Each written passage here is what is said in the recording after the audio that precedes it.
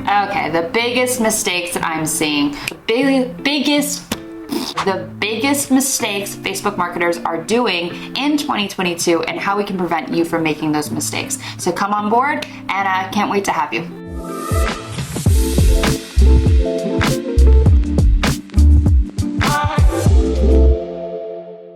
Hey guys, welcome back to the Ad Beacon YouTube channel. Stoked for you to be here. Don't forget to subscribe. It helps us give you information that helps you. And this is a hub by marketers for marketers to tell you what's going on in the space, the tools we use, and how we've really helped ourselves and our team get to the next level post iOS 14.5. All right guys, let's talk about the biggest mistakes that I'm seeing in 2022, how we can prevent them from happening to you. And I think this is a really big gut check for us as marketers, including myself, post iOS 14. So these are a few metrics I really need you to look at and things high level that you need to think about in your decision making. Number one, let's put on your business hat, right? Like, let's really talk about this. You are now going to come from a business owner's perspective. You're not going to be just a Facebook ads marketer perspective, right? Because the biggest differences are, one is going to make changes for the lifetime value of the company and the business, and one person's going to do something where they're going to milk whatever is bringing in sales because we're going to use whatever and reap whatever rewards we can during this time period.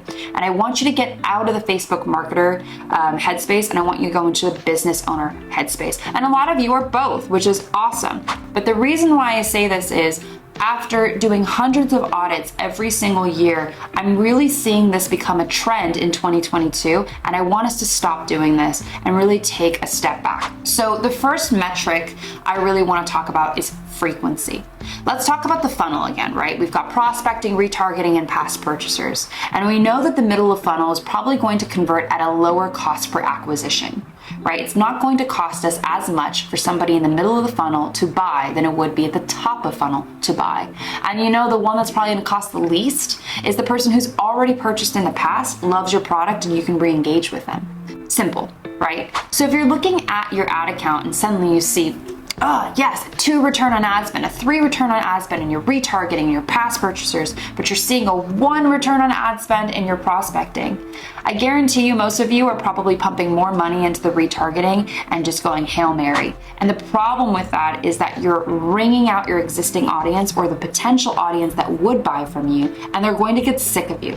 Frequency is a very important metric. Personally, I look at frequencies, a healthy frequency would be anywhere between 3 to 4. To me, that's pretty healthy, depending on what you feel comfortable with. Anything above like a 6, I would be very careful about. There are a lot of accounts that I go into that are 14, 15, 20, and I know you're gonna skew the numbers and go, is it last 7 days, month, whatever it may be, do not have your frequencies go so high, because you as a person have to look at your ads and go, would I even care about this creative? Is this something that I personally would care about? It's the first check mark. The second check mark too is, do I care when I see a bunch of ads over and over again? Yes, it drives you nuts. You as a marketer probably love seeing it, but in general, if it wasn't your product, you would be annoyed as well. And also, as a business owner, we know it's going to cost more at top of funnel. That goes without saying, but how do we make that even more engaging? How do we challenge ourselves and take it to the next level where top of funnel is the most important? Where you should put 90% of your effort in top of funnel so you can grab them right away and they convert top of funnel. Retargeting is just a safety net, and past purchasers, that's just, reaping the benefits and creating a community of people that are fully bought in. You have to look at it from a completely different perspective of just an ad account. You are driving sales and you have to be careful. So frequencies is a very, very big metric to look at. Another thing too is I'm noticing that everyone has different attribution settings in their ad account. You need to stop doing this. Look at your ad account and go, am I doing 7-day click, 1-day view, 1-day click, 1-day view? What are we doing, and is it the same across the board? Because now we're not looking at apples to apples. If I have one that says 1-day click, 1-day view, another campaign that's 7-day click, 1-day view, and another campaign that's just 7-day click, we're not looking at the same time frame, so why are we looking at the data as if it were the same? And also Facebook has this fun thing where none of the totals will populate because they're basically saying, hey, it doesn't apply. It becomes a mess. I've had accounts where I had to open 3 to 4 different tabs just to see what's going on, and that should not be how you structure your accounts for long-term growth in 2022. You have to make strategic decisions. And the last tip that I will give you is you need to use a first-party data attribution tool.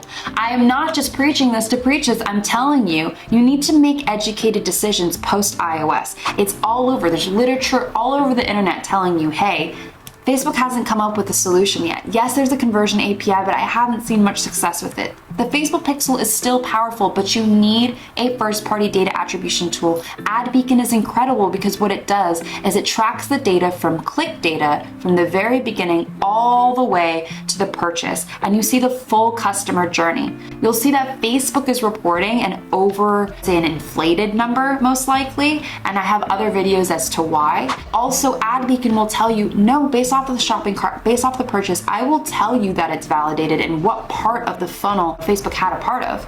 And it goes to all different platforms and you get to see everything in real time. Facebook is delayed data, it's not in real time. So if you're going in there right now and you're optimizing just based off the Facebook data, you're kind of going in the dark and you need a beacon of light. Wink, wink, you need AdBeacon to help you. So I'm really here to just give you a resource that those 3 main things that I'm seeing, and there's a lot more we can go into, and I wanna set you up for success. Keep in mind that I'm here to help. If you have any questions or you have comments or you're seeing this, comment below, subscribe, and we're here to help. I'm excited. Hopefully this was helpful.